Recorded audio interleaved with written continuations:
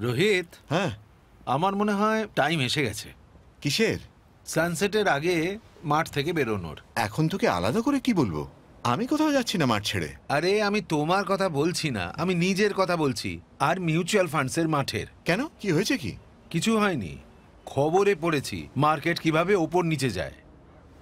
আচ্ছা একটা কথা বল, তুই ইন্ডিয়ান টিমের ফ্যান কবে থেকে? 96 থেকে সেমিস পর্যন্ত পৌঁছেছিলাম রে, এরপরে হেরে গেলাম।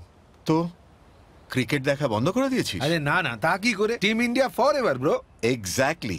তাহলে মার্কেটের আপ ডাউনের কারণে তোর কেন ডাউট হচ্ছে?